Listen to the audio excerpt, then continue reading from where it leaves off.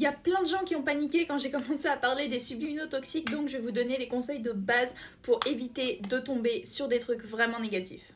Je vais prendre cette chaîne comme exemple parce que là c'est vraiment un cas d'école. Le premier truc à regarder c'est le titre. Évidemment, si tu vois dans le titre qu'il y a des trucs extrêmement négatifs, genre faire une crise cardiaque, n'écoute pas ça. Le deuxième truc auquel il faut faire attention concernant les titres, c'est les emojis.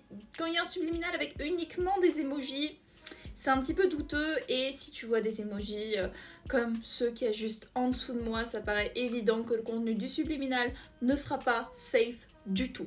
Le deuxième truc à regarder, c'est la description. Les chaînes les plus toxiques, même les plus toxiques possibles, qui se revendiquent comme étant des chaînes toxiques, mettent dans la description les bénéfices de leurs subliminaux en détail. Par exemple, ici, on a contracté les maladies les plus...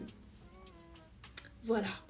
Dans le cas où il n'y a pas de description et où le titre est suffisamment flou pour que tu te poses des questions, le plus souvent, il va y avoir un document lié soit dans la description, soit dans le premier commentaire qui va t'amener vers un fichier contenant les affirmations.